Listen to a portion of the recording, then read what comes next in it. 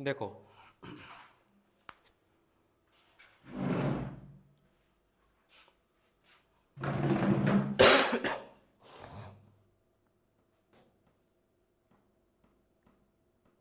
आज है डेट क्या है? 19। 19 तुम्हारा पिछला भी टेस्ट तुम ठीक किए हो। अगर तुम बस थोड़ा सा लिखने पे कमांड कर दो, हल्का सा, तुम ठीक पढ़ रहे हो। तैयारी वारी तुम्हारी बहुत सही है। रिलैक्स रहो के, कुछ ज़्यादा सोचना नहीं है। देखो आज है 19 फरवरी है ना। तो आपके पास आज का दिन है और कल का दिन है, और 21 को है पेपर। ठीक है ना, पेपर है। तो अगर हम देखें तो आप पढ़ सकते हो मैक्सिमम 9 घंटे यहाँ पढ़ सकते हो, 9 घंटे आप बस कहने को 18 घंटे पढ़ सकते हो। कोई 18 घंटे नहीं पढ़ता है, दिमाग भी नहीं मिल जाएगा। तो 18 घंटे आप सेल्फ स्टडी कर सकते हो, क्योंकि एक इंसान 3-3 घंटे का 3 स्लॉट ही पढ़ सकता है। 3 सीटिंग होती है 3-3 आवर की। अब 3 आवर की सीटिंग क्यों करनी होती है? क्योंकि देखो पेपर भी 3 घंटे का देते हो आप, तो आप अपने इंस्टीट्यूशन और सेल्फ स्टडी का समय सोच के 3 घंटे का आपको शेड्यूल बनाना चाहिए। ये मॉर्निंग, इवनिंग, नाइट। बहुत रात तक पढ़ रहे हो, 5-6 बजे तक पढ़ रहे हो, वो तो बस तुम्हें लगेगा कि तुम पढ़ रहे हो, फिर अगले दिन का फिर सोओगे, क्योंकि अगर सोगा तो है इंसान। अगर सो नहीं रहा है तो जो भी पढ़ा वो वेस्ट हो जाएगा, वो भी बात है। अब टॉपिक फिजिक्स में तो 250 से ऊपर है, तो 250 टॉपिक 2 दिन में रिवाइज नहीं होंगे।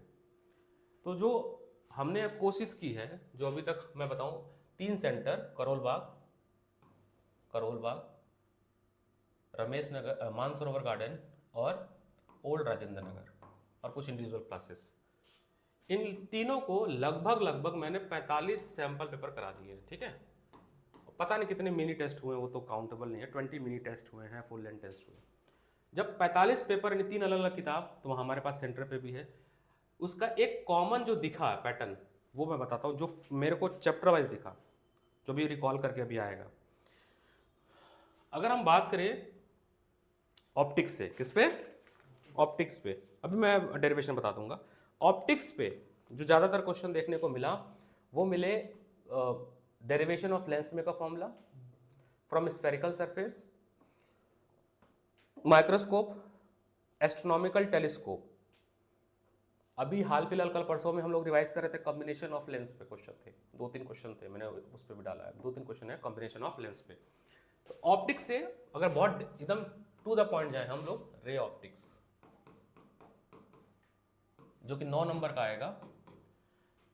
इसमें हम देखेंगे ध्यान से, तो एक क्वेश्चन आपको प्रिज्म पे जरूर मिलेगा, कुछ भी कह लो, क्रिटिकल एंगल पे मिक्स करके एक क्वेश्चन था, क्रिटिकल एंगल प्लस प्रिज्म को मिक्स किया था। एक क्वेश्चन प्रिज्म पे मिलेगा, लेंस पे क्वेश्चन मिलेगा, न्यूमेरिकल कॉम्बिनेशन ऑफ लेंस मिल सकता है ना, या सिंपल क्वेश्चन मिल सकता है, कॉम्बिनेशन ऑफ लेंस, या सिंपल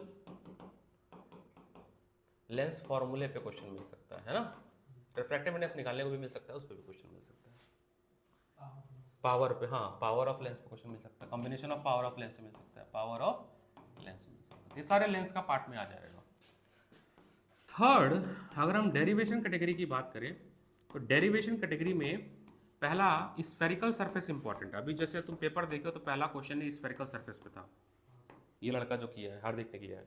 स्फेरिकल सरफेस कनकेव और, हाँ ठीक है। Lens maker formula, lens maker formula, lens maker formula, ठीक है, लेंस मेकर फॉर्मूला हो गया। बाकी इंस्ट्रूमेंट हो गया, है ना। एक टॉपिक आपका प्रिज्म पे भी हो सकता है, मिनिमम एंगल डेविएशन का, जो प्रिज्म का मिनिमम एंगल डेविएशन, जो प्रिज्म का डेरिवेशन है, वो आ सकता है। एक फाइल में अटैच किया हूँ मिनिमम आउटपुट वाला, है ना, बताता हूँ मैं, उसके थ्रू भी देखा जाए। ये कुछ चीज़ें जो मैं डिस्कस कर रहा हूँ, मैंने स्क्रिप्ट नहीं हमारी बन पाई, लेकिन मैं जो पेपर देखे उसके बेसिस पे बता रहा हूँ मैं तुम्हें।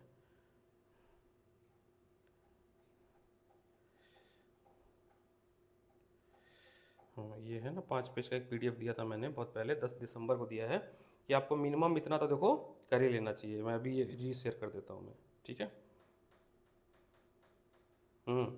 Combination of thin lens in contact, ठीक है, मैग्नीफाइंग पावर ऑफ माइक्रोस्कोप, ठीक है, और एनसीईआरटी के बुक के हिसाब से जो फिगर है वो है 9.15, 9.16, 9.24, 9.28, 9.29 एंड 9.30।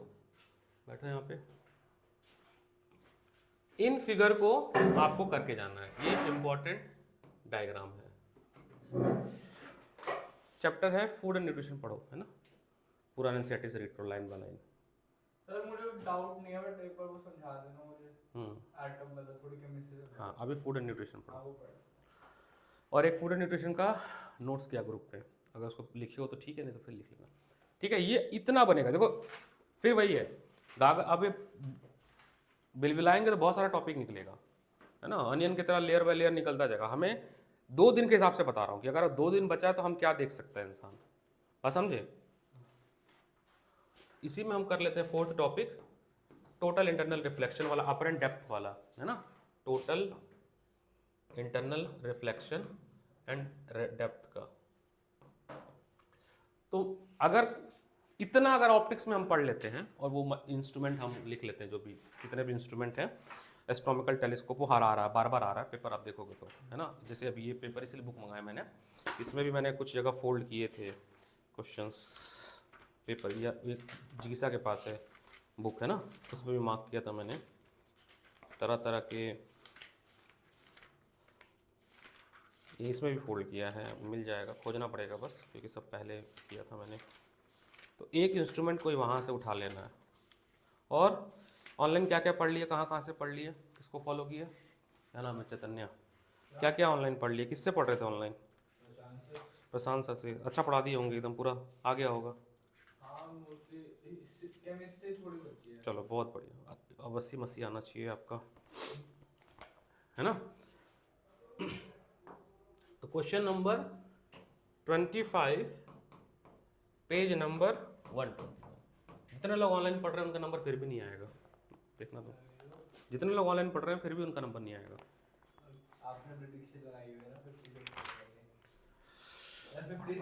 अच्छा, मैं तो भगवान से बना रहा हूँ भाई, तुम लोग ऑनलाइन पढ़ो, मेरे से पढ़ने मत आया करो।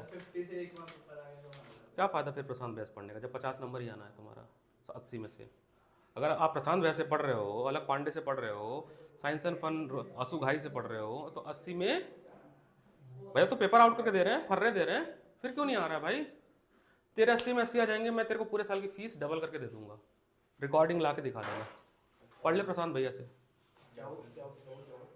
हाँ बेटा, आ जाओ,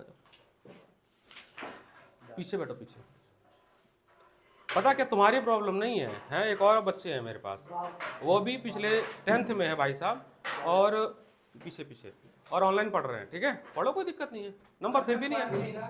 बात नहीं समझे तुम, पता क्या होता है, तुम लोग नहीं समझ पाओगे इस बात को। जब आप 2-2.5 घंटे की वीडियो देखते हो ना, मेरी बात समझना, मैं जो ड्रॉबैक बता रहा हूँ, आप ऑनलाइन पढ़ो बट उसके साथ क्या करना है वो देखो। आपने 2.5 घंटे की वीडियो देखी, पढ़ी, मेमोराइज तो अभी भी नहीं हुआ ना आपको, मेमोराइज हो गई सब चीजें, तुम्हें क्वेश्चन दूंगा तुम कर लोगे ना, तुमने पूरा सिलेबस देख लिया है, सलमान का पेपर ग्रुप में अपलोड कर दिया, केवल फिजिक्स करके दिखाओ। तुमने केमिस्ट्री में डाउट बोला मेरे से, यानी फिजिक्स में नहीं है ना, तुम्हारा टेस्ट है 1 घंटे में करना है, क्योंकि 3 घंटे का पेपर है ना, तो 1 घंटे की फिजिक्स का पेपर तो मुझे करके दो, फुल में फुल आना चाहिए तुम्हारा।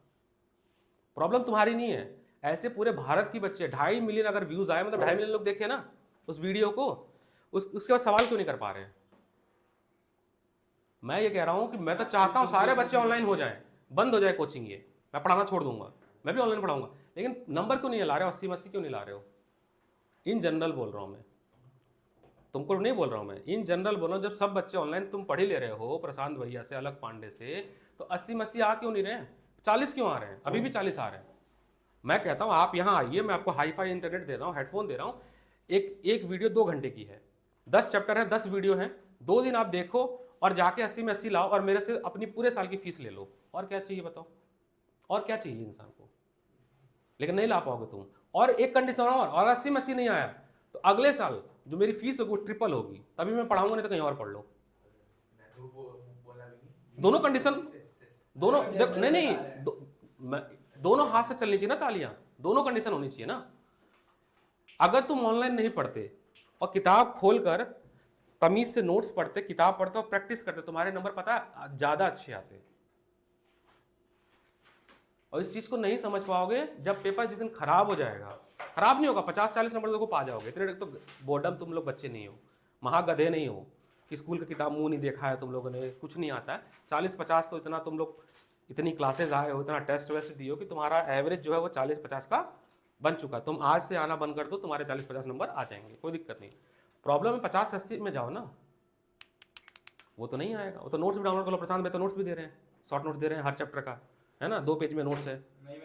मैं बता रहा हूँ ना, मुझसे पूछो ना, मैं तो यूट्यूब पर सब टीचर को जानता हूँ। लेकिन ले आओ नंबर। पता क्या प्रॉब्लम है, वो बंदा 2.5 घंटे में आपको थ्योरी समझा देगा ना, 20 क्वेश्चन करा देगा। पेपर में 21वां क्वेश्चन आता है जो देख के नहीं आए रहोगे। मेरी बात समझे? अभी मैं कल का कंसिडर बता रहा हूँ। एक बच्ची है, उसने 2 वीडियो देखे, पेरेंट्स ने कहा कि सर इसने 2 चैप्टर कर लिया प्रशांत भैया से, ठीक है। आप एक काम करो कि ये जो किताब अपने पास है सैंपल पेपर वाले, इसे क्वेश्चन कुछ करा के देखो कि आ रहा है कि नहीं आ रहा है। तो हर चैप्टर, हर सैंपल पेपर में 5-5 क्वेश्चन मार्क कर दिए। 5 मैंने कार्बन के मार्क कर दिए, 5 मैंने कंट्रोल कोऑर्डिनेशन कर दिए। एक भी नहीं आ रहा था। भाई लिखना कौन सिखाएगा, याद करना ये तुम्हारा टास्क है। अच्छा पता क्या होता, तुम प्रशांत भैया देखते, फिर किताब पढ़ते, आंसर याद करते और क्वेश्चन प्रैक्टिस करते, परफेक्ट हो जाता। बट क्या क्या केवल तुमने केवल प्रशांत भैया पढ़ लिया। चीज़ों को बाद में समझोगे, जब बिगड़ चुका होगा तो समझ जाओगे। लाइव फूड रिसोर्स जो चैप्टर है, इंप्रूवमेंट इन फूड रिसोर्स, उसके एनसीईआरटी से लाइन बाय लाइन पढ़ो और पढ़ने के बाद नोट्स लिखो। मैं तुम लोग के 3 बजे एक बार फिर से पढ़ लो, मैं भी पूछूंगा चीज़ें। और एक सर्किट आ रहा बार बार, हर पेपर में सर्किट है ना, किरचॉफ वाला। तो ये मैंने यहाँ पर लिखा जानबूझ के कि ये बुक से तुम करना। और एक और है क्वेश्चन 32 है, क्वेश्चन नंबर है 32 ए पार्ट, पेज नंबर नहीं तुम्हारे पे तो बोल ही नहीं रहा, ये अपने पे तो लेना ही नहीं। हाँ वैसे बता रहा हूँ, एक बच्चे पे तो बोल ही नहीं रहा हूँ मैं, ये मैं बोल रहा हूँ 3 सेंटर की प्रॉब्लम से बोल रहा हूँ। डीटीएस, मास्टरमाइंड, सिद्धांता, सब मिलाकर 10th के भी लगभग हमारे पास 80-90 बच्चे हैं सब मिलाकर। मैं सबकी इन जनरल प्रॉब्लम बता रहा हूँ। पेपर में आता है ना, प्लस बच्चा आता है क्लास लेने, देखो बहुत तेज है तो सेल्फ स्टडी कर ले रहा है, कोई दिक्कत नहीं। पेपर में नहीं आ रहा है, क्यों नहीं आ रहा है सर? वो यूट्यूब से पढ़ रहे हैं, 5 बजे तो पेपर मिल जाएगा ना। अब सुबह 5 बजे कल सुबह 5 बजे अलग पांडे पेपर भेजेंगे टेलीग्राम पे और उनके यूट्यूब चैनल पे, प्रशांत भैया पेपर देंगे और साइंस एंड फन एक पेपर देंगे। इन तीनों में से सीबीएसई का 80 में से 80 का पेपर आएगा। वो तो यही कमेंट कर रहे हैं। सीबीएसई को एक नोटिस जारी करनी पड़ी कि जितने भी यूट्यूबर्स हैं जो ये पेपर आउट पेपर कर रहे हैं, ये एक फेक न्यूज़ है, ऐसा बिल्कुल भी। और पता क्या होने वाला मैं बताता हूँ, अगले साल सीबीएसई चिढ़ेगी और पता क्या करेगी, पेपर टफ बनाएगी। मैं लिख के दे रहा हूँ, मैं लिख के दे रहा हूँ, क्योंकि सब कुछ तो ये बवाल काट रहे हो। ऐसे हुआ जेईई में क्यों पेपर टफ होते जा रहा है, यही रीजन है, कुछ ज्यादा ही पढ़ाने वाले आ गए हैं। लो भाई आओ, इस बार देखो जेईई में क्या हुआ है, अच्छे अच्छे बच्चे 40% लाए हैं। 40% जो बोर्ड में 90 लाएंगे, पर जेईई में 40% लाया है, अच्छे अच्छे बच्चे। क्योंकि और कर लो, मजे ले लो जिंदगी के। हाँ जी, तुम लोग अपना पढ़ो न्यूट्रिशन। तो ये तो था किसमें, ऑप्टिक्स में, है ना। 9 नंबर हो गए। अब आते हैं वेव ऑप्टिक्स पे। आओ आओ बेटा आओ, वेव ऑप्टिक्स। वेव तो फिजिक्स में भी बहुत सारे लोग हैं, वो रोज 30 मिनट का वो, अच्छा मैं बहुत आ रहा है 30 मिनट में वो ऑप्टिक्स डिवाइस करा दे रहा है, उसी में से पेपर आएगा 95 पार। तो बच्चे तो बहुत एडवांस, पढ़ लो फिर 30 नंबर, है ना। ये मैं कुछ बता रहा हूं कि क्या पढ़ना है 2 दिन में, ठीक है, एकदम 45 सैंपल पेपर का समरी निचोड़। तो रे ऑप्टिक्स में से 9 नंबर पाने हैं, तो मिनिमम जो करके जाना है वो ये तो करके जाना ही। बात नहीं करना, मैं पढ़ा रहा हूँ, शांत रहना, अपना अपना पढ़ना है। या काम करो तुम तीनों जाओ बड़ी क्लास में, वहां पे शोर करना जो भी करना। अब मैं आऊंगा तो पहले ये चैप्टर पूछूंगा, तब मैं डाउट लूंगा। अगर चैप्टर नहीं सुना पाता तो मैं डाउट नहीं लूंगा आज, फिर घर चले जाना। ऐसा जहां से पढ़ो या प्रशांत वैसे पढ़ लो अभी, और लेकिन मेरे सारे सवाल का जवाब देना। मैं टाइम दे रहा हूँ आपको 1 घंटा पढ़ने का, जिससे पढ़ो। बट मैं जो पूछूंगा उसका आंसर नहीं होगा तो मैं नहीं पढ़ाऊंगा, आज की क्लास कैंसिल कर दूंगा। तो मैं जो करना कर लेना, ठीक है। रे ऑप्टिक्स केवल इन 3 बच्चों की प्रॉब्लम नहीं बता रहा हूं मैं, इन जनरल देखना पूरा। गधे हैं सब, आपको 4 दिन का गैप मिला तो किताब से पढ़ना चाहिए, यूट्यूब से पढ़ रहे हो तुम, अपना नोट पढ़ो। जो भी सीखे वो भूल जाओगे तुम। ये है कुछ टॉपिक, ये जरूर करना है, ये डायग्राम एनसीईआरटी से करना है। मिनिमम आउटपुट बता रहा हूं जो कि करनी ही है। अब 9 नंबर यहां से हो जाएगा। अब 6 नंबर के लिए देखते हैं वेव ऑप्टिक्स। जितना भी मैंने 45 पेपर देखा, एक क्वेश्चन अब मुझे हर जगह मिला, वो मिलेगा हैगन्स का लॉ ऑफ रिफ्लेक्शन और लॉ ऑफ रिफ्रैक्शन प्रूफ करने को, और वेव फ्रंट। अभी फिलहाल तुम लोग दियो पेपर, है ना, अभी फिलहाल पेपर दियो। इन लोगों का तो देखो क्या कल्चर चल रहा है, पता क्या चल रहा है इनका कल्चर, 3 से 5 टेस्ट और 5 से 7 क्लास। कितना बेस्ट तरीका है कि रोज टेस्ट और उसका एनालिसिस, कितना बेस्ट तरीका। बच्चे भाग रहे हैं, पता को शॉर्टकट चाहिए, एक काम करते हैं 1 शॉट देख लेते हैं 3 घंटे का। इस समय देखोगे तो याद कैसे रहेगा, ये तुम 1 शॉट जून में देखे होते, जुलाई में देखे होते, नोट्स बनाए होते, PYBQ की होते, तो पक्का हो जाता वो टॉपिक। आपने देखा कब, मूर्खतापूर्ण काम कर रहे हैं। तो एक तो हाइगन्स प्रिंसिपल पे law of reflection and law of refraction, ठीक है, और दूसरा वेव फ्रंट बनाने को। हाँ, इसी रिफ्रैक्शन में हो गया ना सेंस लॉ। दूसरा क्वेश्चन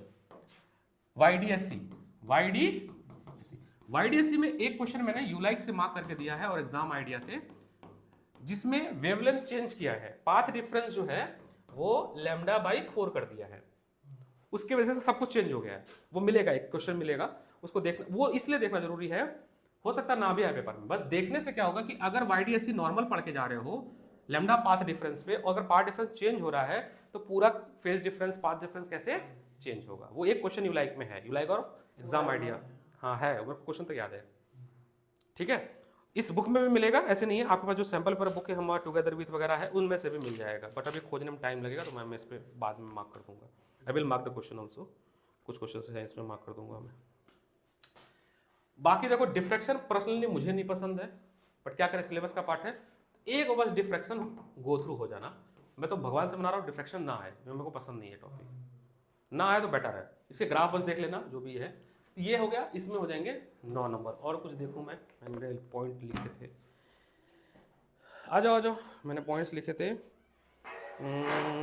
हाँ, अगर मैं NCERT डायग्राम की बात करूं, NCERT तो आपको डायग्राम देख लेना चाहिए। 10.2 10.7a, देखो आज का पेपर जो दिया है उसको कर लेना, डिसहार्टन नहीं होना, थोड़ा टफ है वो, थोड़ा हिलाने के लिए भी है वो पेपर आज जो भेजा मैंने। हो सकता है तुम्हें लगे अरे यार ये क्या है, हम तो बड़ा आसान पढ़ते थे, लेकिन वो अच्छा पेपर है। मैंने एज अ टीचर के वो मैं देखूँ तो वो पेपर अच्छे पेपर है। हो सकता है वैसा ही पेपर आ जाए, लेकिन वो डिफिकल्ट सेक्टर, क्योंकि पिछले साल भी वैसे ही आया था, लेकिन हो सकता है उससे आसान आ जाए। अब जिसने भी एनालिसिस किया तीनों किताब 45 पेपर का देखे हैं, लगाए हैं, तो उसको तो टॉपिक्स पता है फिंगर टिप्स पे, 30% टॉपिक से सारा पेपर कवर हो जाएगा। फिगर ये हो गया, और आपका है 10.14 NCERT से और 10.17, ये डायग्राम आपको NCERT से कर लेने हैं। तो यहाँ से आपके हो जाएंगे 6 नंबर, तो 6 नंबर ये हो गए, और 9 नंबर आपका, ये मैं मिनिमम टॉपिक बता रहा हूँ बच्चे, एक चैप्टर में 42 टॉपिक हैं एसएलओरा से, लगभग NCERT से भी 20-20 टॉपिक है हर चैप्टर में, उसको भी मिनिमम कर दिया है 4-5 टॉपिक में वेरीफाई, मतलब ये तो करके ही जाना है हर चैप्टर से, ठीक है। अभी को याद दिलाना, इसकी PDF भी दे दूंगा मैं, ठीक है, और रिकॉर्डिंग में तो रहेगा, ये देख लेना। ये हो गई वेव ऑप्टिक्स। अब वेव ऑप्टिक्स के बाद हम आते हैं जो हम कल पढ़ रहे थे, दैट इज डुअल नेचर। क्या पढ़ रहे थे? डुअल नेचर के भी फैक्ट। अभी तक अगर तुम पेपर देखे हो, 15 पेपर 10 पेपर भी अगर देखे हो, तो ग्राफ देखो हर जगह है, कट ऑफ पोटेंशियल, ऐसा कोई पेपर ही नहीं है जिसमें ग्राफ नहीं आया है, मतलब। तो डुअल नेचर में देख लेते हैं। थर्ड चैप्टर हमारा बनता है 6 नंबर। अच्छा, अगर तुम्हारी किस्मत अच्छी हुई तो 9 नंबर का भी डुअल नेचर आ सकता है, अल्टरनेटिंग करंट भी 9 नंबर का आ सकता है। इस बार का जो ब्लू प्रिंट है उसमें AC कितने का है? 9 का है, 9 नंबर का है अल्टरनेटिंग करंट AC। क्या बात कर रहे हो, किस्मत वाली बात है। डुअल नेचर, डुअल, फिर तुम्हें निकलना भी पड़ेगा यहाँ से, है ना, 2:30 बजे निकलना पड़ेगा तुम्हें, ठीक। तुम्हें करना है वो ना, मैं नहीं हो पाएगा तो वहीं करा दूंगा सेंटर पे, आज इलेक्ट्रिसिटी करा दूंगा। बट फिलहाल ये देख लेते हैं ना, ये भी बहुत ज़रूरी है ना, काटना है किसी चीज़ को तो चाकू को धार करना है ना, क्योंकि हमारे पास तुम्हारे पास जो टाइम मिलेगा, तुम्हें लग रहा होगा कि मेरे पास बहुत टाइम मिलेगा, लेकिन तुम्हें टाइम इससे ज़्यादा नहीं मिलेगा। 9 घंटे और 9 घंटे, इससे ज़्यादा तुम नहीं पढ़ पाओगे। मैं रिटर्न में ले सकता हूँ, मैं ज़्यादा नहीं पढ़ाई की हूँ, बहुत अभी छोटी क्लास में हूँ, मैंने बहुत पढ़ाई की है। वो 18 घंटा पढ़ना कुछ नहीं होता, वो इफेक्टिव 9 ही यही है, यही 3-3-3। बीच में तुम्हें थकान होगी, दिमाग को याद होगा, कंपटीशन होगा, सोओगे, खाओगे, नहीं करोगे तो वो भी ज़रूरी है। तो आप केवल 19 तारीख को 9 घंटा ही पढ़ सकते हो और 20 को भी 9 घंटे ही पढ़ सकते हो। अभी मैं 20 इंपॉर्टेंट डेरिवेशन भी बताऊंगा, जो कि जिसमें से ही आने की प्रॉब्लम, मैं फिर कह रहा हूँ ये लिखित नहीं कि 20 आएगा, बट हम 20 वो मिनिमम फिल्टर कर लिए जो मेरे को 45 पेपर में दिखे हैं। 45 पेपर में जो मुझे 20 दिखे हैं उसके हिसाब से, जिसमें एक तो अभी कल जो आया था स्फेरिकल सरफेस और लेंस में करिए, तो लगभग दिख ही रहा हर पेपर में। रिलैक्सेशन टाइम वाला, drift velocity relaxation time verification of Ohm's law, मतलब हर पेपर में दिख रहा है। ठीक है, डायलेक्ट्रिक कांस्टेंट वाला कैपेसिटर हर पेपर में दिख रहा है, सीरीज पैरेलल का दिख रहा है, एनर्जी स्टोरेज ना कैपेसिटर, फ्लक्स गॉस लॉ पे हर जगह दिख रहा है, वो सिलेंडर रॉड सब जगह दिख रहा है, रिंग के एक्सिस पे यह इतना दिख रहा है कि मत पूछो। ऐसे 20 डेरिवेशन है जो कि 45 पेपर में बार बार है। भाई पब्लिकेशन हाउस बना रहे तो कुछ तो कोई बैठा होगा ना पीछे, कोई गधा तो नहीं बना रहा है कि उठा के। तो 3 किताब मैंने बाहर के रिसर्च करके तीनों किताब जो देखा जो हमारे पास है उसके बेसिस से बता रहा हूँ, जो पुराने पेपर हम कर रहे हैं।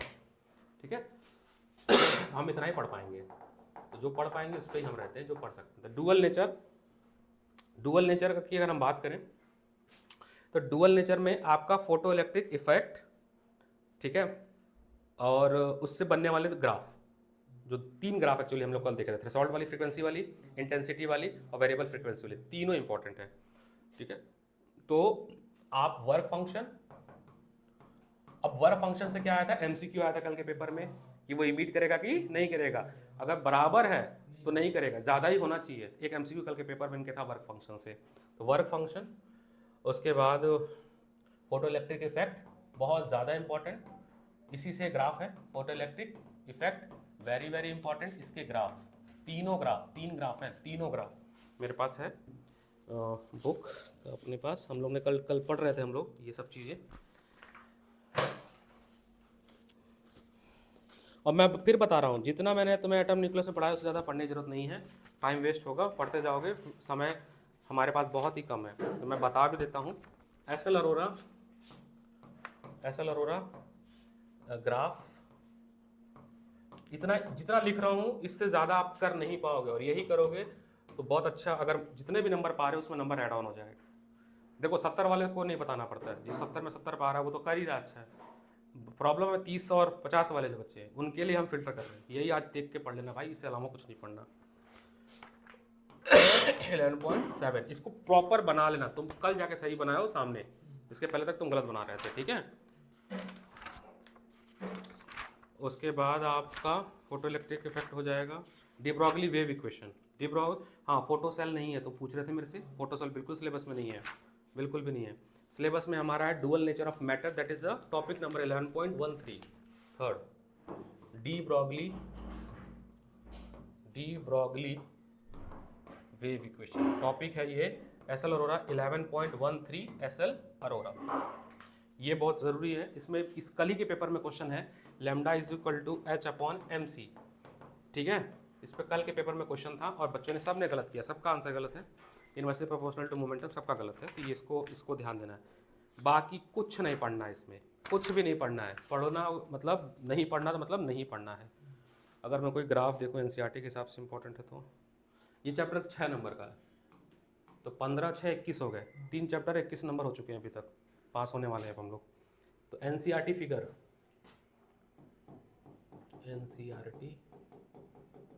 ये बहुत ज़रूरी है, स्ट्रेटजी बनाना, कुछ भी पढ़े जा रहे हैं। 11.2, 11.3, 11.4 एंड 11.5, ये एनसीईआरटी से डायग्राम देख लेना। ठीक है, ईएम वेव में बस तुम प्रॉपर्टी और फ्रीक्वेंसी याद कर लो, 3 नंबर आ जाएंगे। मेरे को नहीं है ट्रिक, नहीं पता, वो यूट्यूब पे डाल दो, कोई तो सिखाया होगा, उसका इस तरीका तो उसने बताया था मेरे को, क्या नाम, हार्दिक ने बताया था, कोई ट्रिक बनाया था अरेंज, बट फ्रीक्वेंसी नहीं याद होगी, मेरे को नहीं पता मतलब कैसे तरीका याद करने का, उसका कहीं देख लेना कैसे है, क्योंकि वो जरूरी है। कल के पेपर में 3 नंबर का क्वेश्चन था, वो सबका गलत हो गया क्योंकि फ्रीक्वेंसी याद नहीं थी, कोई दिक्कत नहीं है, वो आप ईएम वे में, तो इसको हम ऐड कर लेते हैं 4th topic, EM wave 3 number का। फ्रीक्वेंसी आपको याद करना पड़ेगा, कुछ भी करके देख लो, इसमें केवल आप प्रॉपर्टीज पढ़ लेना, और वही स्पेक्ट्रम मतलब रेंज, सबकी रेंज, बस, इससे ज़्यादा बिल्कुल भी आपको इस पर हाय तौबा नहीं करनी है, ठीक है। अब आते हैं फिफ्थ टॉपिक पे। फिफ्थ टॉपिक है आपका एसी, जो कि बहुत ज़्यादा इंपॉर्टेंट, मैं बता रहा हूँ मिनिमम 6 नंबर का तो आएगा ही, 6 से 8 का आएगा ही। अब ये बहुत इंपॉर्टेंट है क्योंकि इसमें आपको फेजर डायग्राम बनाने में दिक्कत आ रही है, ठीक है। आपको सीखना पड़ेगा फेजर डायग्राम कैसे बनेगा। तो अल्टरनेटिंग करंट में अगर हम स्टार्टिंग में देखो, क्वेश्चन हमेशा आरएमएस और वीआरएमएस पे वैल्यू मिली है, क्वेश्चन मिला हमेशा, 3 पेपर बैक टू बैक देख लो, सब में आरएमएस या आरएमएस पे वैल्यू पे क्वेश्चन आया हुआ है। तो एक क्वेश्चन तो आपको इस पे आ गया, आरएमएस वैल्यू ऑफ एसी, पहला टॉपिक अल्टरनेटिंग करंट का आरएमएस वैल्यू। इसकी डेरिवेशन है क्या? नहीं क्वेश्चन आया है इस पे, कर लो डेरिवेशन। देखो प्रॉब्लम क्या मैं बताता हूँ, सुनो। जिसका ना डेरिवेशन ठीक है ना, उसको न्यूमेरिकल प्रैक्टिस से डरना नहीं होता है। क्यों? डेरिवेशन ही न्यूमेरिकल होता है। जिसको प्रॉब्लम क्या, हम पूरे साल फिजिक्स कैसे पढ़े मैं बताता हूँ। हम क्या करते हैं, मैं बोलता हूँ मतलब स्टूडेंट, हम फिजिक्स को रटने की कोशिश कर लेते हैं। हमने डेरिवेशन ऑफ फॉर्मूला, आप उसको समझ नहीं पाते कि ये स्टेप इससे क्यों जुड़ा हुआ है, और क्वेश्चन उसी स्टेप में खेलता है। क्वेश्चन वही हो, मान लो तुम कुछ पढ़ रहे हो, वेवलेंथ पढ़ रहे हो, एल लैम्डा समथिंग करके, अब हम उसको देखते कि ये बन क्यों रहा है, और क्वेश्चन जब पेपर में आएगा तो उसको 2 लैम्डा कर देगा बस। अगर तुम्हें तरीका पता, डेरिवेशन पता, हो सकता है derivation is not a part of your syllabus, लेकिन डेरिवेशन अगर पता है, एसएलआरएम दिया हुआ है, तो तुम क्वेश्चन तो कर लोगे। ऐसे बहुत सारे क्वेश्चन है, कोई डेरिवेशन पता तो बच्चे क्वेश्चन कर गए, तो इसलिए डेरिवेशन जरूरी है। पेपर के लिए नहीं जरूरी है कि चलो आएगा, लेकिन पता होना चाहिए, ठीक है। मेरे पास ये अल्टरनेटिंग करंट का पीडीएफ है, बहुत अच्छा चैप्टर है ये, और उस पर तुम्हें कमांड करना चाहिए। उसके बाद अगर हम बात करें मिनिमम एसी में, अल्टरनेटिंग करंट के बाद आपके जितने भी सर्किट हैं, ज़्यादा जो मिला वो एलसीआर ही मिला है ज़्यादातर। हाँ, लेकिन इनके कॉम्बिनेशन भी पढ़ लो, एलसीआर, ये दो का कॉम्बिनेशन, बट ज़्यादातर मिला है एलसीआर सर्किट। इसका फेजर डायग्राम, इसमें जो भी इंपेडेंस बन रहा है, उस पर क्वेश्चन बन रहा है, वो मिला है टॉपिक, ठीक है। पावर फैक्टर, हाँ क्यू फैक्टर उतना इंपॉर्टेंट नहीं है, पढ़ना है तो पढ़ना तो चाहिए वैसे, अगर पढ़ के बैठ तो ठीक है, अगर नहीं पढ़े हो तो कोई दिक्कत नहीं है। पावर फैक्टर एंड वॉटलेसनेस लिख देता हूं मैं, हाँ वो तो है ना सिलेबस में, रेजोनेंस कंडीशन तो है सिलेबस में। पावर फैक्टर हो गया, रेजोनेंस हो गया, ठीक है, वॉटलेसनेस करंट हो गया, वॉटलेस करंट हो गया। ये मैं इसलिए आज डिस्कस कर रहा हूँ कि आज जब तुम रात को बैठो तो ये टॉपिक टिक मारते चलो कि हाँ मैंने ये तो देख लिया, ये तो देख लिया, I did my best 100%, what ever the paper, मुझे कोई फर्क नहीं, मैंने बेस्ट अपना कर लिया। ये मेरे को पता है, ये रिसर्च ये मैंने किया है, ये तुम भी कर सकते हो। ऐसा कोई मैंने रॉकेट साइंस नहीं है, बस पेपर ही देखना है किसमें क्या क्या बार बार आ रहा है, ठीक है। और चौथा 2 टॉपिक है इसमें, एसी जनरेटर और ट्रांसफार्मर, लेकिन ट्रांसफार्मर ज़्यादा आया है, वो पिछले साल भी आया, तो पढ़ लेना दोनों ही, बट मेरा जो बेट है वो है ट्रांसफार्मर पे, एसी जनरेटर एंड ट्रांसफार्मर। अगर नहीं समझ आ रहा तो भी रट लो, क्योंकि समझने बैठेंगे तो हमारे पास समय नहीं है कि हम ये भी पढ़ाएं वो भी पढ़ाएं। ये आपको मिल जाएगा इंस्ट्रूमेंट वाले नोट से, इंस्ट्रूमेंट नोट्स, वर्किंग पढ़ लो, ठीक है। उसके नंबर ऑफ कॉयल वाला स्टेप डाउन और जो भी है तुमने कर लिया था, ट्रांसफार्मर तुम्हारा तो पिछली बार सही था, transformer step up step down का देख लेना, बस that's it in the AC. इससे ज़्यादा बिल्कुल नहीं करना, आपके 6 नंबर पक्के हो जाएंगे। तो अब आपके बन गए, काफ़ी नंबर बन गए, 15 6 21 21 3 24 24 6 30 नंबर हो चुके हैं आपके 5 चैप्टर पे। अभी पूरी बुक बची हुई है, पूरी बुक, मतलब आज अगर मैं 5 भी करूँ तो मेरे आज के दिन के मेरे 30 बन जाएंगे। अब आते हैं नेक्स्ट पे, अल्टरनेटिंग करंट के बाद मुझे बताना है अभी मैं डेरिवेशन बता दूंगा, अभी मैं चूंकि टॉपिक फिल्टर कर रहा हूँ चैप्टर्स के। अल्टरनेटिंग करंट के बाद आप आ जाओ ईएमआई पे। ईएमआई में अभी पिछला पेपर का देखे हुए कल का, तो उसमें सोलेनॉइड का ईएमआई का इंड्यूस ईएमएफ क्वेश्चन आया था, पिछला डबल कॉइलिंग वाला, वो भी 3-4 बार आया है सोलेनॉइड का, वो रटना है, ठीक है। तो ईएमआई कम से कम 6 नंबर के आसपास का मान के चलते हैं, 4 से 6 के मान के चलते हैं। तो 6th chapter EMI, electromagnetic induction, इसको हम 4 से 6 नंबर का मान के चलते हैं। और इसमें आपको सोलेनॉइड का क्वेश्चन जरूर मिलेगा। इसमें जो लॉज है ना वो देख लेना जरूर से, उनके डिफिनेशन, उनका सब कुछ, फैराडे लॉ, लेंज लॉ, ठीक है, mutual induction, definition of mutual induction, mutual induction, इसके भी मैं सैंपल पर मैंने टिक मारे हैं, बहुत सारे क्वेश्चन इंपॉर्टेंट जो बता रहा हूँ, तो इससे लेके तो फोटो खींच लेना, कुछ इसमें भी मार दूंगा, वो क्वेश्चन जरूर लगा लेना, ठीक है। और उसके बाद आपका कोफिशिएंट ऑफ सेल्फ इंडक्शन है ना, और आप वो देख लेना, सोलेनॉइड वाला क्वेश्चन देख लेना, इसमें होना चाहिए म्यूचुअल इंडक्शन इन सोलेनॉइड, म्यूचुअल इंडक्शन इन सोलेनॉइड, म्यूचुअल इंडक्शन इन, मिनिमम बात कर रहा हूँ, बस 2 टॉपिक देख लेना, 6 नंबर हो जाएगा। बहुत कुछ है, मैं कह रहा हूँ मिनिमम बात कर रहे हैं, पढ़ के बैठो तो अच्छी बात है ना, मैं बात कर रहा हूँ नहीं पढ़ के जो बैठा है, पढ़ के बैठे हो फिर उसमें फिल्टर भी करना है ना, रिवीजन करने बैठे 250 टॉपिक कैसे रिवाइज करोगे 2 दिन में। अब आ जाते हैं नेक्स्ट इंपॉर्टेंट टॉपिक जो कि अभी कल के पेपर में आया था, मूविंग चार्ज एंड मैग्नेटिज्म, इस पे क्वेश्चन था, फोर्स निकालना था 2 करंट कैरिंग वायर पे, वो है ना। तो अगला टॉपिक है moving charge and magnetism chapter, moving charge and, इसके साथ एक इसका भाई का चैप्टर है, भाई चैप्टर है दैट इज मैग्नेटिक मैटर, वो इसी के साथ जोड़ दो। तो अगर आप इन दोनों को जोड़ देते हैं, दोनों चैप्टर को जोड़ते हैं अगर, दैट इज मैग्नेटिक मैटर, तो ये 10 नंबर का चैप्टर बन रहा है मैग्नेटिक मैटर। तो ये 10 नंबर का 2 चैप्टर मिलके बनता है मिनिमम, इससे कम नहीं आएगा, ज़्यादा आ जाएगा, आप मिल लेना मेरे से परसों जब पेपर हो जाएगा। दोनों मिला के 10 नंबर से कम बिल्कुल नहीं आ सकते। फेरोमैग्नेटिक डायमंड की प्रॉपर्टी पे क्वेश्चंस आपको 3-4 पेपर में मिला है, बनाने को भी मिला है, बात समझ गए। अब इसमें जो बहुत इंपॉर्टेंट क्वेश्चन है, अगर हम बात करें तो लिखते हैं, तुमको ही पता होना चाहिए, क्या क्या होना चाहिए 2-3 बताओ तुम, थोड़ा तो पता ही होना चाहिए। हाँ, मूविंग चार्ज में बायो-सैवर्ट लॉ बहुत important, bio-Savart law, ampere circuital बहुत ज़्यादा इंपॉर्टेंट, इन सोलेनॉइड बिल्कुल सही, मैग्नेटिक फील्ड इन सोलेनॉइड बिल्कुल इंपॉर्टेंट, सोलेनॉइड वो तो बहुत ज़्यादा इंपॉर्टेंट। और बताओ, हाँ इंस्ट्रूमेंट में गैल्वेनोमीटर, देखो मैंने कहा तुम लोग को खुद पता है, जो तुम्हारे जहन में आ रहा है ना पूछते समय, रिकॉल जिसको कर पा रहे हो वही इंपॉर्टेंट है। क्यों, तुम्हें पता नहीं चला, लेकिन जब तुम पेपर कर रहे थे तो सब कॉन्स्टेंटली उस क्वेश्चन को तुम देखते जा रहे थे। ये होता है सैंपल पेपर का एडवांटेज। ये लोग बहुत किए, पूछ लो, सिद्धांता पे रोज चल रहा है, कल 3 से 5 पेपर दिए हैं, 3 घंटे का पेपर 2 घंटे में दे रहा है इनको, और फिर 5 से 7 क्लास लिए। आज भी 3 से 5 अभी भागेगा, ये 3 से 5 पढ़ेगा, पेपर सिंपल पेपर देगा, फिर थ्योरी भी पढ़ेगा, क्योंकि बहुत ज़रूरी है। 2 तो मैंने अभी मतलब बैक टू बैक करा रहा हूँ मैं, कुछ घर के लिए दिया है, घर से करके भी लाना है, क्योंकि पेपर से आपको पता चलता है कि जब मैं चैप्टर रिवाइज करने बैठूँ तो मेरे को गैल्वेनोमीटर देखना है, ठीक है। बहुत अच्छा गैल्वेनोमीटर बताया तुम, और बताओ सर्कुलर लूप वाले, हाँ हाँ बिल्कुल बिल्कुल सर, बिल्कुल सही, वो भी इंपॉर्टेंट है, ठीक है। वो डेरिवेशन फील्ड में आ जाएगा, है ना, वो डेरिवेशन में, और थोड़ा बहुत गैल्वेनोमीटर में ही कर, हाँ मैग्नेटिक फ्लक्स उसी में आ जाएगा।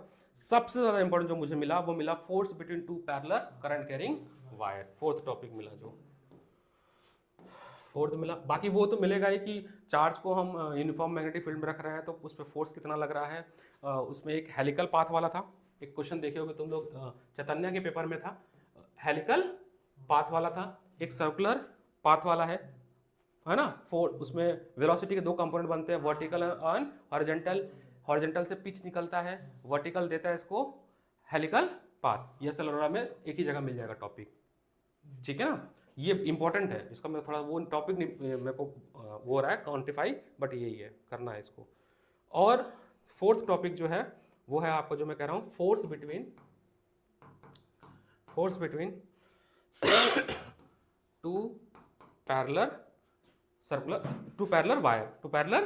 वायर। अब इस पे क्वेश्चन आपने देखा होगा, 3 प्लेट रख दिया था, फिर निकालना था, वो भी एसेलोरा में है, लास्ट में है ना। उस पर चार्ज डेंसिटी 3 प्लेट का है, वो भी है, ये आपको देख लेना है। Motion of charge particle perpendicular to magnetic field, motion of charge particle, motion, ये क्वेश्चन वहीं से बना है, motion on charge particle perpendicular to magnetic field, ठीक है। इसी में जोड़ दे रहा हूं मैं, क्योंकि 2 चैप्टर लिखा है मैंने। तो अब मैग्नेटिज्म में बताओ क्या क्या इंपॉर्टेंट होना चाहिए तुम, बिल्कुल हाँ, प्रॉपर्टीज तो बहुत ज्यादा इंपॉर्टेंट है, क्वेश्चन तो बनेगा, आसान बनाना होगा तो क्वेश्चन देंगे, मटेरियल प्रॉपर्टीज फिर जो भी पढ़े, है ना। हाँ, एक क्वेश्चन जो आप ध्यान दे रहा है वो डायपोल मूवमेंट का टॉर्क का क्वेश्चन है, पक्के से, हाँ वो देखना है। तो ये एक टॉपिक लिख रहा हूं मैं, जो बच्चे नेग्लेक्ट कर देते हैं, नहीं ध्यान देते हैं। टॉर्क, सबका नोट्स भी दिया है मैंने, बाकी तो कुछ के चैप्टर के नहीं है नोट्स। मैग्नेटिक डायपोल, ठीक है। और दूसरा आप देखना ध्यान से, potential energy of magnetic dipole, ठीक है, 5th चैप्टर में आप देखना, ठीक है। बाकी वो diamagnetic, paramagnetic and ferromagnetic, property and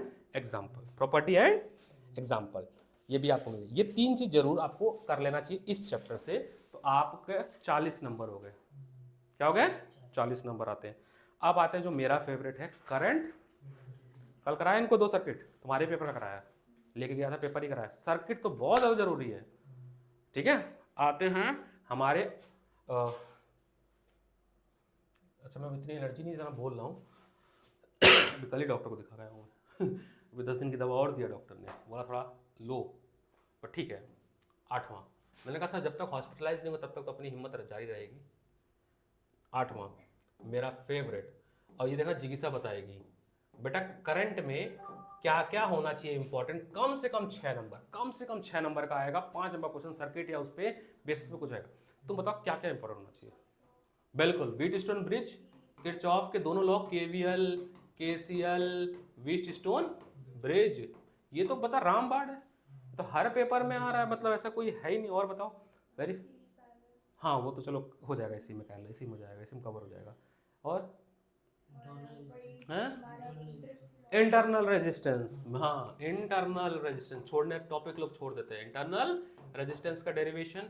तीसरा वीआई ग्राफ या ओम्स लॉ का डेरिवेशन, ड्रिफ्ट। इसमें तो यार ऐसा हो गया कि इतने टॉपिक याद हो गए दिमाग में, मेरे को लिखते चलो। इस अभी कल के इस पेपर में रिलैक्सेशन टाइम का डेरिवेशन था, करंट डेंसिटी, हाँ वो सब इसी में आता जाएगा। मतलब एक डेरिवेशन शुरू करोगे, आपस में रेजिस्टेंस, रेसिस्टिविटी सब आपस में कनेक्टेड है ना, मोबिलिटी, कोलिजन, जो सब आपस में कनेक्टेड है, आप देखते जाओगे सब मिलता जाएगा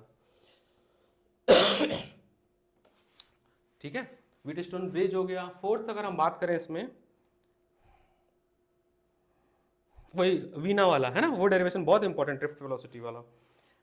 cell in series, cell in parallel, वही वो कह रही थी, ये cell in series and parallel, ठीक है। तो कुछ टॉपिक तुम लोग को पता है, ध्यान समझो, तुम्हें पता है कि क्या पढ़ना है, बस जब पढ़ रहे हो तो घबरा रहे हो और इधर फंबल कर रहे हो। टॉपिक तुम तो खुद ही बता रहे हो, मैंने तो कोई रिसर्च नहीं, मैंने रिसर्च भी यही किया था जो तुम बता रहे हो। इसमें फिगर देखना है, अगर एनसीईआरटी है आपके पास फॉलो करना, या आपके उसमें भी मिल जाएगा पीडीएफ से, एनसीईआरटी से फिगर इसका देख लेना, 3.5, 3.6, 3.7। अब देखो जैसे ही पढ़ रहे हो कोई डाउट आ रहा है छोड़ देना उसको, ये भी बता दे रहा हूँ मैं, क्योंकि ऐसा नहीं कि डाउट लेके उस पर समय वेस्ट करना, समय का बहुत कीमत इस आज के टाइम, आज तो बहुत ही 3.9, 3.10 एंड 3.11, समय बहुत बचाना है। ये नहीं कि बैठ गए भाई सर्किट लेके 1.5 घंटे तक सर्किट पे जूझ रहे हैं, समय गया हमारा। चैप्टर भी तो बहुत ज़्यादा है, 40 नंबर आज ही करना है, 30 नंबर कल करना है सेल्फ स्टडी में, तो कैसे करना है वो देखना है। करंट इलेक्ट्रिसिटी हो गया, यहाँ तक हमने काफ़ी खींच लिया। अब 2 चैप्टर हैं जो दिक्कत करते हैं, बट बिल्कुल मत घबराओ, इलेक्ट्रोस्टैटिक्स एंड पोटेंशियल कैपेसिटेंस, घबराने की जरूरत नहीं है, ठीक है हो जाएगा। वो भी परेशान करता तो क्या हुआ, कुछ पैटर्न फिक्स है उसके क्वेश्चन, तो वो आते हैं हम 9वें चैप्टर पे 9वें चैप्टर हमारा लेके चलते हैं, इलेक्ट्रिसिटी, पोटेंशियल एंड कैपेसिटेंस, ये भी 4 से 5 नंबर का चैप्टर है। तो 9th चैप्टर, हाँ कैपेसिटर, एनर्जी स्टोरेज कैपेसिटर कल ही की हो, हाफ सीरीज का कल ही तो क्वेश्चन था, तो हम लोगों ने 4 माइक्रोफेरेड निकाला था, फिर फॉर्मूले में पुट किया था, 12 या 17 × 10⁻³ समथिंग जूल आया था। अभी कल का पेपर है, चेक है, कल ही तो आया था।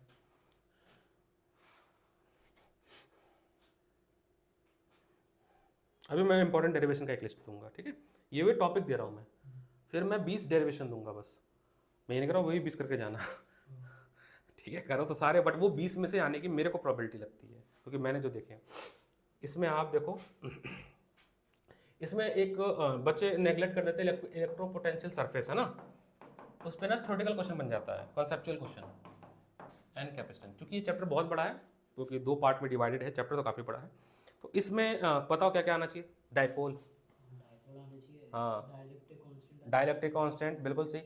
Potential due to 2 charge 3 charge, याद है ट्राइंगल पे रखते थे सब, उस पर रखते थे, निकालते थे, हाँ तो इस पर लिख लेते हैं। Electric potential due to point charge, dipole system of charge, याद है इक्वेटोरियल पे निकालते थे, एक्सिस पे, और एक जनरल निकालते, 3 डेरिवेशन था, हाँ लेकिन निकालते तो थे ना, वही बता रहा हूँ, हाँ एक्सियल पोजीशन, तो वो हो गया। तो आप लिख लो electrical potential due to point charge, पहला topic electrical potential due to point charge, point charge, dipole, system of charge, dipole,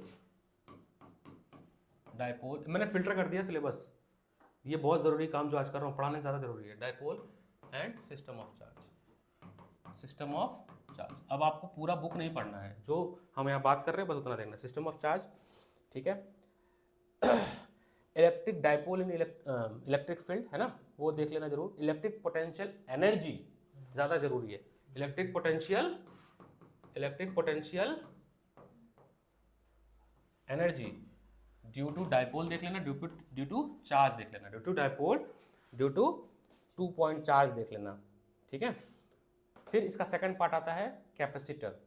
capacitor में बताओ क्या क्या इंपॉर्टेंट है, खुद से बताओ। कनेक्शन, कॉम्बिनेशन, बिल्कुल। कैपेसिटर में क्या क्या इंपॉर्टेंट है? Series and parallel combination of capacitance. कितनी बार क्वेश्चन आया है, कभी शॉर्ट सर्किट आ रहा है, कभी वीट स्टोन ब्रिज बन रहा है ना, ठीक है। और क्या बन रहा है बताओ? डाइलेक्ट्रिक स्लैब वाला, डाइलेक्ट्रिक स्लैब वाला, ठीक है। Dielectric slab, dielectric slab वाला हो गया। डाइलेक्ट्रिक स्लैब हो गया पैरेलल प्लेट कैपेसिटर के बीच में जो डालते हैं ना। एनर्जी स्टोर इन कैपेसिटर कल के पेपर में था, ठीक है। फिफ्थ टॉपिक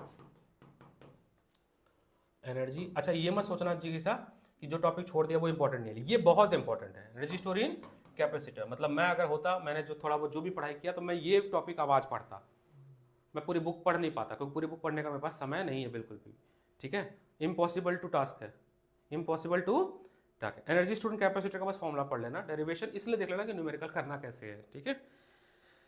ये हो गया आपका। अब आ जाते हैं सर चैप्टर नंबर 1। अभी एटम न्यूक्लियस छोड़ा है मैंने, डाला नहीं, वो भी 10 नंबर का चैप्टर, दोनों मिला के 10 नंबर के हैं। उसके भी मैंने फिक्स क्वेश्चन है, ऐसा नहीं है।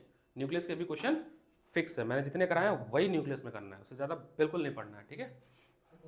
मैं बता दूंगा अभी जस्ट बताऊंगा मैं।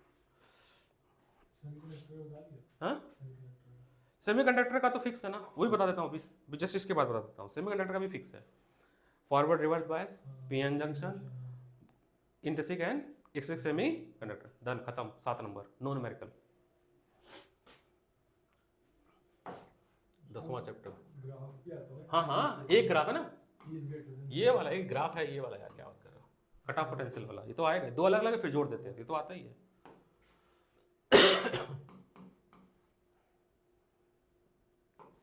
इलेक्ट्रोस्टैटिक्स पहला चैप्टर, इलेक्ट्रिक चार्ज। कोई दिक्कत नहीं है, बहुत घबराने जरूरत नहीं है।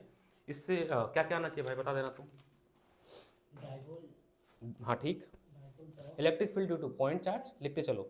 Electric field due to point charge, electric field due to dipole, torque है ना, electric field due to dipole है ना। Electric field due to dipole हो गया, उसका टॉर्क भी 10 बार आया है, पीवाईबी का क्वेश्चन देखना, टॉर्क, ठीक है। और एक जो सबसे बेहतरीन क्वेश्चन दिख रहा है मेरे को, लगभग पिछले 5 पेपर में दिखा, गॉस थ्योरम, उसका इलेक्ट्रिक फ्लक्स, ठीक है। फिर wire, ring, rod, sheet of paper डाल देते हैं। अभी पिछला पेपर में देखना, एक फ्लक्स जनरेट होने वाला, ठीक है। वायर हो गया, जस्ट 2 मुझे आधे घंटे और दो। लर्निंग भी हो गई सब, 100% कन्फर्म है, उस चैप्टर में कोई दिक्कत नहीं आ रही है। नहीं मेरे को 100% चाहिए, मोस्टली तो नहीं चाहिए। अब आप पूरी फिजिक्स रिवाइज करो, चलो पूरी फिजिक्स, साउंड चैप्टर से शुरू करो। इलेक्ट्रिक फ्लक्स हो गया, गॉस थ्योरम हो गया, इनफाइनाइटली लॉन्ग स्ट्रेट वायर हो गया, uniformly charge plane sheet, thin spherical cell, उसके एक्सिस पे निकालने वाला याद आ रहा है, एक्सिस पॉइंट पे इंटीग्रेट करके बनाते थे, फर्स्ट चैप्टर में है, ठीक है। ये टॉपिक है, और कुछ देखें कोई रह गया तो।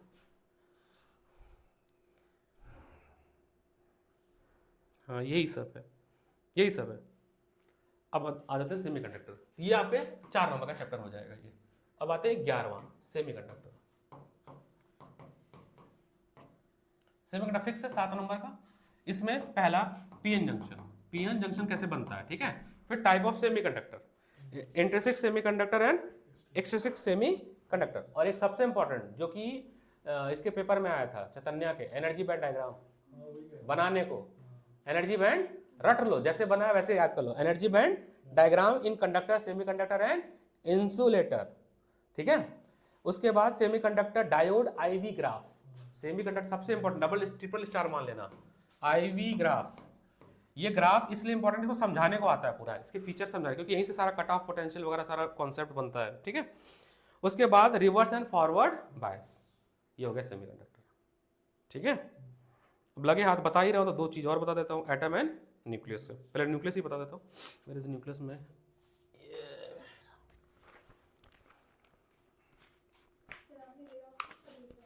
हाँ स्टार्टिंग में, अभी वीडियो में है ये, मैं से पीडीएफ भी ले लेना, ये अभी एकदम स्टार्टिंग में ये रह रही है ऑप्टिक्स, कहाँ चला गया, ये 4 टॉपिक में इसको बना दिया हमने, डेरिवेशन में ये इंपॉर्टेंट है। ये सारा जो एनालिसिस है वो 45 सैम्पल पेपर का एनालिसिस है, जो हमने इस साल देखे हैं नए किताबों में, और जो पुराना शिवदास से PYBQ जो देखे हैं, शिवदास भी देखा है मैंने, शिवदास के हिसाब से शिवदास हमें ले लेनी चाहिए थी, पर ठीक है नहीं लिए तो कोई बहुत बड़ी बात नहीं है। शिवदास लेकिन अच्छी किताब है, पता नहीं क्यों नहीं खरीदा मैंने, दुनिया भर की किताब खरीदी, शिवदास नहीं खरीदी। तो मैं एक स्टूडेंट से ली थी, मेरे एक स्टूडेंट के पास है, चैतन्य के पास भी है, हार्दिक के पास भी है, तो मैंने देखी है तो बस बता रहा हूँ, अच्छी बुक है शिवदास। बट ठीक है नहीं लिया तो कोई दिक्कत नहीं है, ऐसा नहीं है कि हमें टॉपिक नहीं मिलेगा। न्यूक्लियस में 2 PDF मैंने भेजी है, एक भेजी है मैंने यूलाइक से और एक भेजी है मैंने एग्जाम आइडिया से। आपको उसी के क्वेश्चन को चार्ट डालना है, एनर्जी बाइंडिंग पे आएगा, मास डिफेक्ट पे क्वेश्चन आएगा, सिंपल फॉर्मूला बेस्ड क्वेश्चन है, और मैंने इसमें फिल्टर किया है, एक बार तुम ये ले लेना मेरे से, जितना फिल्टर किया उतना ही पढ़ना, एक राउंड भी मेरी बुक से पढ़ना, ये जो हाईलाइट किया उतना ही पढ़ना। मैं इसमें बता देता हूँ, SL ऑर्डर से बताता हूँ कि क्या क्या हमें इसमें पढ़ना है। न्यूक्लियस आखिरी दो चैप्टर, 12वां चैप्टर न्यूक्लियस, बहुत कुछ है न्यूक्लियस में, लेकिन बहुत कुछ डिलीट भी हुआ है पिछले 4-5 सालों से। 2017 का पेपर देखोगे, 16 का देखोगे, 15 का, तो उसमें बहुत कुछ न्यूक्लियस में आया था, बट इस साल न्यूक्लियस का सिलेबस बहुत कम कर दिया गया। तो जो ध्यान देना है वो आपको, जब आप पढ़ोगे न्यूक्लियर साइज देख लेना एक बार, टॉपिक नंबर है पहला न्यूक्लियर साइज, इसके फॉर्मूला पढ़ लेना बस, न्यूक्लियर आइसोटोप, आइसोबार, ये सब इसमें ऐसा है कि पढ़ोगे तो समझ आएगा, जस्ट गो रीड आ जाएगा आपको इतना सा, क्योंकि केमिस्ट्री आपको आती है और ये थोड़ा सा पिछला मिलता जुलता है 10th 11th का। ये आपका टॉपिक है 13.5, ठीक है, ये देख लेना। न्यूक्लियर डेंसिटी देखना मन हो तो कोई मतलब नहीं है, स्किप कर देना ये पूरा। न्यूक्लियर फोर्स में अभी पेपर में आया था ये वाला डायग्राम, इसको समझाना था, ठीक है। मैं बहुत अच्छे से डिस्कस किया हूँ, सारे पॉइंट डिस्कस किया हूँ, इन लोग किया था सेंटर पे, रमेश नगर सेंटर पे। तो न्यूक्लियर फोर्स तुमको जिज्ञासा कल करा दूंगा मैं, ठीक है। कल मैं इसको न्यूक्लियस तुमको बैठा के पढ़ाऊंगा, ये बुक ये दूंगा मैं, ये तुम रीड करके आओगे जितना हाईलाइट किया हो, फिर आऊँगा आधे घंटे में तुमको समझा दूंगा पूरा, हो जाएगा वो चैप्टर। इसमें एक ग्राफ है 13.4, the most important CBSE question है, आपको मिलेगा एग्जाम आइडिया में, 2013 या 23 समथिंग में जब भी है ये आया हुआ है, ठीक है। उसके बाद एक है एनर्जी का डिफेक्ट, मास डिफेक्ट पे क्वेश्चन आता है mc², और उसका फॉर्मूला एक होता है वो बता दूंगा, यहाँ पे मैंने हाईलाइट किया ZMP वगैरह, वो मैं करा दूंगा। तो तीसरा क्वेश्चन है मास डिफेक्ट पे न्यूमेरिकल आता है, मास डिफेक्ट, इस पे न्यूमेरिकल आता है, एक ही न्यूमेरिकल है, एक ही पैटर्न का न्यूमेरिकल है, 3-4 हमें कर लेने हैं, उससे ज़्यादा हमें न्यूमेरिकल नहीं पढ़ना। एनर्जी बाइंडिंग कर्व 13.5, ये बनाने को जस्ट आ जाता है, थोड़ा सा सीख लेना, जिगजैग हल्का सा रफली सीखना है, पूरा नाम पूरे मार्क्स मिलेंगे, ठीक है। तो energy binding curve, energy binding curve, binding, एक काम देना यार मेरे को, विकास सर से, पता नहीं करा पाएंगे कि नहीं करा पाएंगे।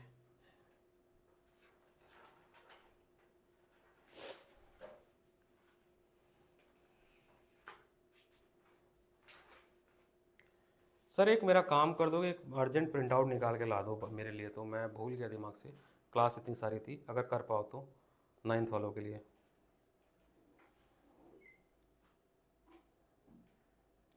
आप ये ANA वाले के पास ही चले जाओ, कॉस्टली पड़ेगा तो भी कोई दिक्कत नहीं है, 2 या 3 सेट लाना है, मैं आपको भेज रहा हूँ, 3 सेट लाना है बस।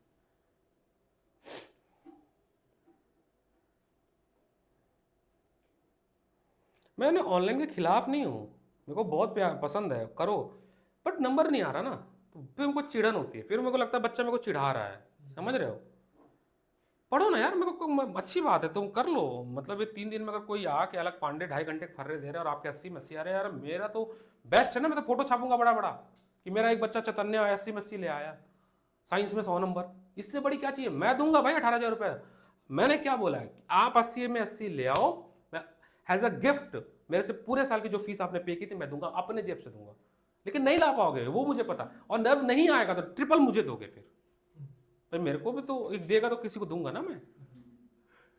प्रॉब्लम इज दैट ऑप्टिक्स जो 30 मिनट में पढ़ा रहा है यूट्यूब पे, आपको नहीं समझ आएगा भाई। 12 घंटे मैंने ऑप्टिक्स पढ़े हैं, तब मैंने पढ़ाया यार, क्या बात कर रहे हो यार।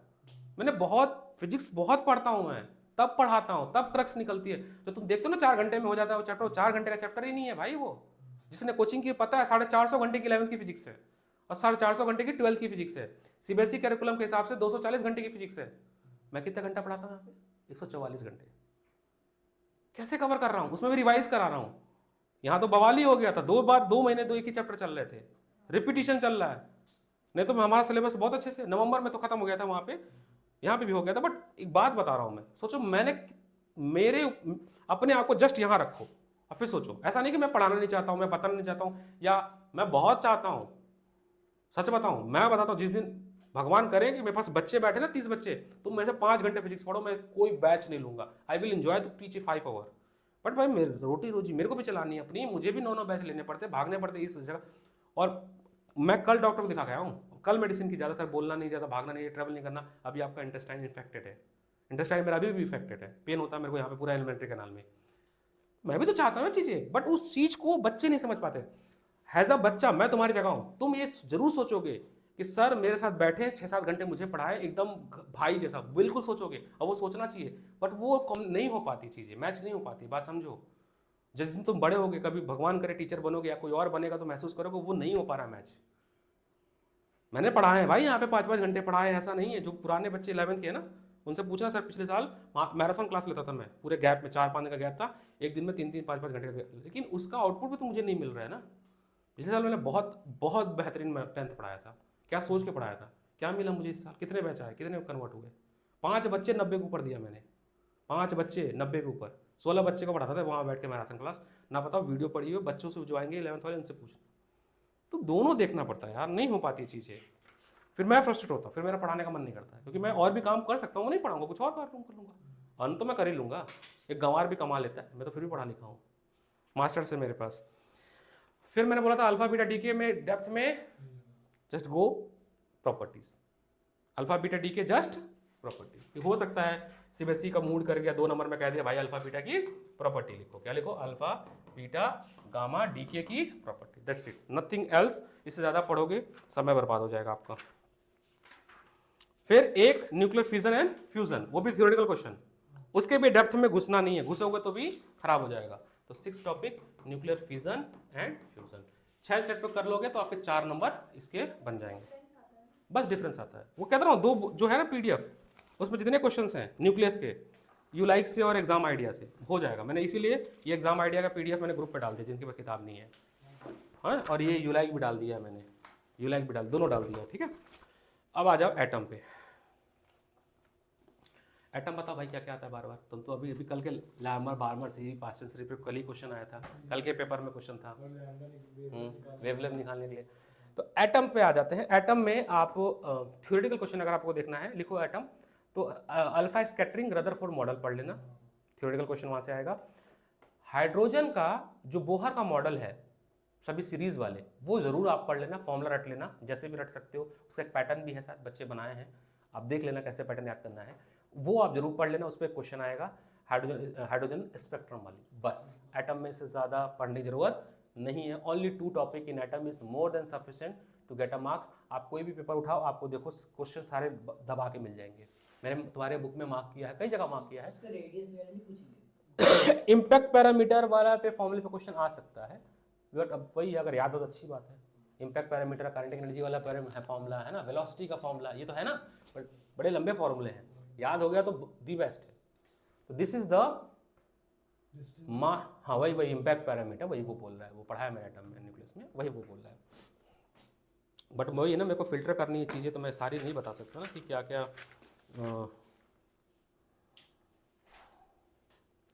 338।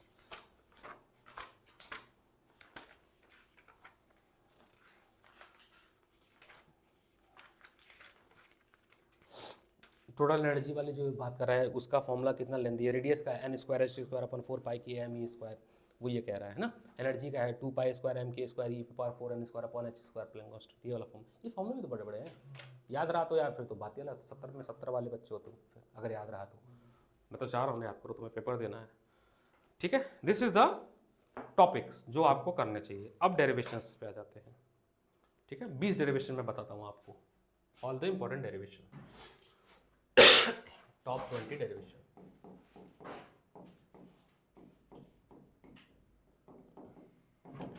शुरुआत मेरा हमेशा, मैं सोच रहा हूँ इस साल का सेशन में ना ऑप्टिक्स से बैच शुरू करूंगा, क्योंकि मार्च में रहता टाइम, मई में होता है पेपर, 2 चैप्टर आते हैं, पहले और दूसरा। मार्च में पढ़ा दूंगा ऑप्टिक्स, पहले ही पढ़ा दूंगा दोनों चैप्टर। 10 मार्च से बैच तो देखो आ जाएगा। मैंने एक शेड्यूल बहुत अच्छा बनाया, अगर मेरा फॉलो हुआ, बच्चे अगर बात माने, बच्चे टाइम से आए, तो मैंने बना रखा है कि मार्च में मैं चैप्टर 1 से चैप्टर 3 खत्म कर दूंगा, अगर जो नया बैच आ रहा है। अगर टाइम पे आए तो अप्रैल में मैं 5 चैप्टर तक पहुंच जाऊंगा, मई में मैं 6-7 चैप्टर खत्म कर दूंगा, 7 चैप्टर तक, जून में मेरा 8-9-10 तक वेव ऑप्टिक्स तक पहुंच जाऊंगा, और जुलाई में मैं पहुंच जाऊंगा dual nature atom and nucleus, यानी मेरा सिलेबस जुलाई में खत्म, अगर मार्च में बैच आता है और बच्चे समझदार हैं तो। ये नहीं कि स्कूल के पीछे भाग रहे हैं, नहीं मेरे स्कूल में ये हो रहा था ये पढ़ाओ, ये हो रहा तो ये पढ़ाओ। अगर जुलाई में मैंने सिलेबस खत्म कर दिया, क्योंकि देखो 5 महीने चाहिए होता है इफेक्टिवली, देखो ध्यान से तो 1 2 3 4 5, हाँ वो तो यार पापी कुड़ियों की वजह से, छोड़ो, उनका कुछ नहीं होगा, रिजल्ट भी देख लेना तुम, पर छोड़ो, जान दो, बैड चैप्टर खत्म हो गया, छोड़ो यार, क्या बातें करना उसमें। अपना खराब चीज़ें बातें जब आप करते हो ना, तो आप अपने आप को खराब करते हो, ठीक है। समझ रहे हो इस बात को, जब आप किसी चीज़ खराब की इंसान के बारे में वो बात करें तो आप अपने लिए नुकसान कर रहे हो, छोड़ दो उनको, चाहिए खुश रहे, हाँ ईश्वर उनको भला दे। तो देखो सर, पहला डी मोस्ट इंपॉर्टेंट, मैं ऑप्टिक्स से शुरू कर रहा हूँ, दैट इज मिरर फॉर्मूला लिखते चलो। मिरर फॉर्मूला का derivation, lens maker formula, mirror formula, lens maker formula, mirror formula, lens maker formula, lens maker formula, lens maker formula, ठीक है। कहीं से भी शुरू करो, कोई ऑर्डर फर्क, मैं बताऊं मैं क्या करता, मैं ई सेक्शन शुरू करता, पहले ई करता फिर डी करता, बीच में एमसीक्यू डाल देता। एमसीक्यू लास्ट में मत डालो कभी भी, पता क्या होता है, एमसीक्यू होते लेंदी, मैं सही बताऊं तो तुक्का वाले नहीं होते, होते लेंदी। जब हम बीच में डालते हैं तो हम या तो रिलैक्स हो चुके हैं तो टाइम कम हो रहा होता है, मैं आखिरी में बीच में डाला करो, ताकि प्रॉपर 45 मिनट्स में दे पाऊँ उसको। अगर लग रहा हो तो 30 मिनट से लेके 45 मिनट्स में एमसीक्यू हो जाने चाहिए। जो नहीं आ रहा वो नहीं आएगा, जो नहीं आएगा वो नहीं आएगा, फॉर्मूला याद नहीं होगा, जो आ रहा है वो तो कर लो, ठीक है। वो कोशिश करो, अगर तुम्हें कर सकते हो, आज समय है तुम्हारे पास, तो किसी सैम्पल पेपर से या जितने भी पेपर अपलोड किए गए हैं, केवल सबके ना एमसीक्यू वाले कर लो, 10 कर लो, किसी से भी कर लो, 10 के कर लो। उससे पता क्या होगा, एक तो तुम्हारे आई बॉल मूवमेंट बढ़ जाएगी, तेजी से क्वेश्चन पढ़ने की, कम समय में क्वेश्चन पढ़ना। एसेशन रीजनिंग में हो क्या सकता, नहीं हो सकता, क्योंकि वो गलत हो रहे हैं। एसेशन रीजनिंग 4 में से 2 ही सही हो रहे हैं बच्चों के, चारों गलत हो रहे हैं। पिछले पेपर में, कल के पेपर में भरत के चारों एसेशन रीजनिंग गलत है, वो एमसीक्यू नंबर खाएगा, नहीं तो उसके 60 उसके भी बन रहे थे, एमसीक्यू गलत हो गए, उसके 7 ही नंबर पाया एमसीक्यू में। तो वो करना पड़ेगा थोड़ा सा, तो वो हम जब 10 लगा लेंगे तो हमारा तो एक तो एप्टीट्यूड डेवलप हो जाएगा कि हाँ ऐसे एमसीक्यू सॉल्व करना है, ठीक है। ये हो गया।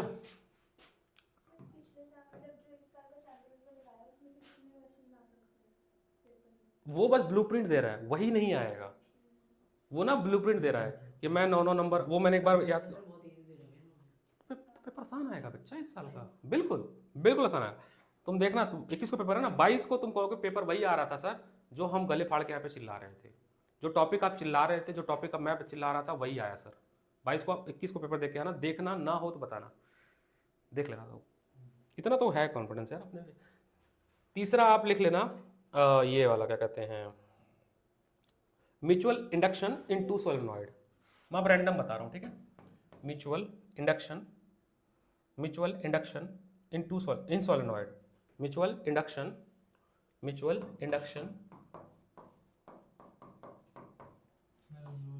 हाँ इन लॉन्ग सोलेनॉइड। हो सकता है इस 20 के ऊपर भी हो, बट ये 20 मेरे को जो लग रहा है वो मैं आपको बता रहा हूँ, ठीक है।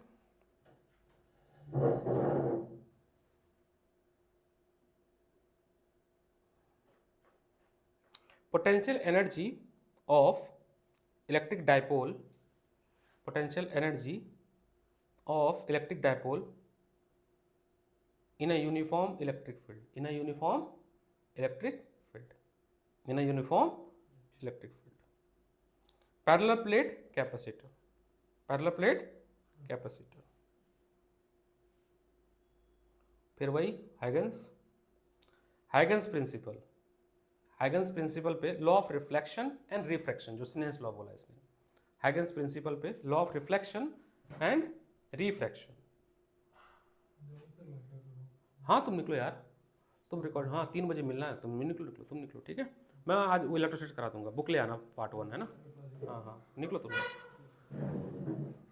ओम्स लॉ का डेरिवेशन, ओम्स लॉ का डेरिवेशन, ओम्स लॉ डेरिवेशन, हाँ ओम्स लॉ डेरिवेशन है, Ohm's law derivation, drift velocity, उसी में सब हो जाएगा, ठीक है। ड्रिफ्ट वेलोसिटी में सब आ जाएगा, रिलैक्सेशन टाइम वगैरह सब कर लोगे। व्हीटस्टोन ब्रिज, व्हीटस्टोन वो पूरा डेरिवेशन ही आता है ना, ठीक है। एलसीआर सर्किट, एलसीआर सर्किट वो डेरिवेशन का ही पार्ट है, एलसीआर सर्किट उसी में, हाँ सब उसी का पार्ट है। कितने क्वेश्चन, कितने बने?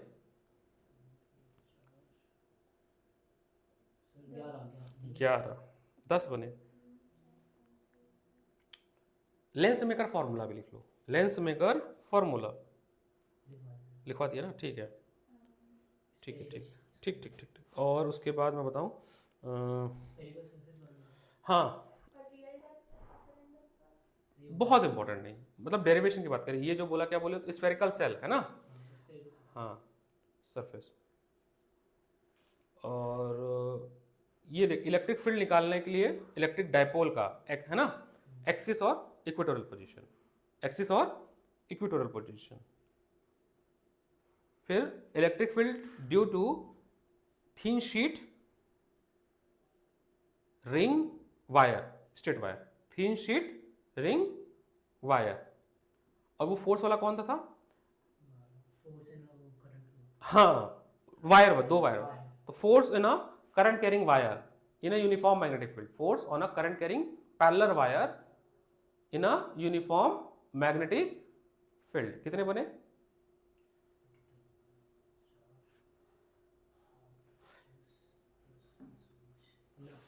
15 हो रहे ना। अच्छा एक बात देना, कोई ऐसा हो रहा है, एक पार्ट, पहला पार्ट, हाँ ये लाया है, बताता हूँ।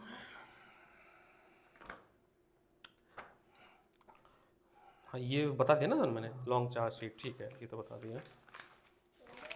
हाँ 14 हो रहा है ना, 5-6 और बताता हूँ ना मैं।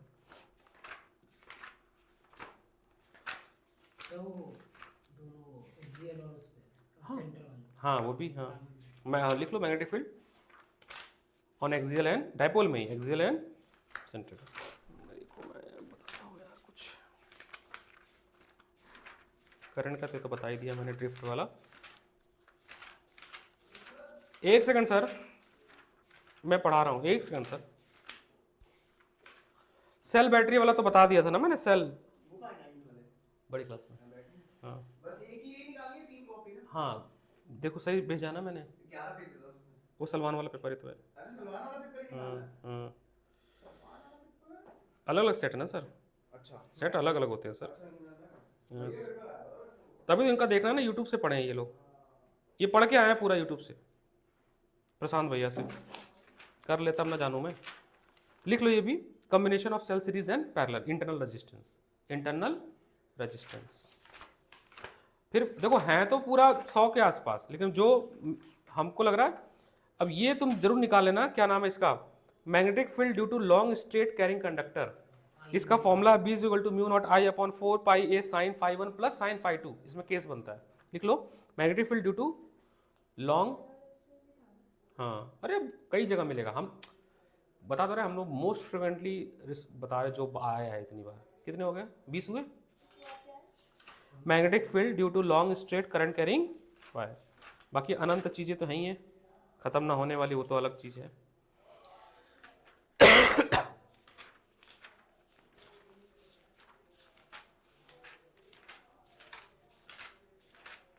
फोर्स वाला तो बोल देता ना मैंने, ठीक है।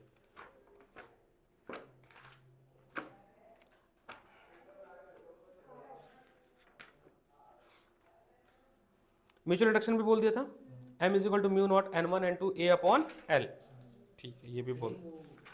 टेलीस्कोप और इसके माइक्रोस्कोप इंस्ट्रूमेंट तो जो करना है तो पता है तुम्हें, तो मेरी पीडीएफ बस पढ़ लेना। इंस्ट्रूमेंट का तो मैं नहीं लिखवा रहा हूँ, वो तो पता है, इतना पता चल चुका है इंस्ट्रूमेंट की करना है, ठीक है। ये LCR हो जाएगा, ठीक है। पार्ट 2 देना। मेरा भी ऐसे 20 याद नहीं हो रहे हैं, बस कुछ कुछ याद हो रहे थे, दिमाग में क्लिक नहीं हो रहा। रे ऑप्टिक्स का तो मैंने बता दिया, EM वेव का भी बता ही दिया, EM वेव का बता दिया, ज़्यादा नहीं पढ़ना इसमें। रे ऑप्टिक्स भी हो गया, वेव ऑप्टिक्स भी हो गया। YDSC देख लेना, YDSC उसके constructive destructive interference, okay, path difference है ना, वो देख लेना। और डुअल नेचर का तो हो गया। एटम का भी, एटम में क्या डेरिवेशन तो नहीं, बट हाँ वो हाइड्रोजन एटम मॉडल एक बार लिख, बस इतना ही है, इतना ही है, ठीक है।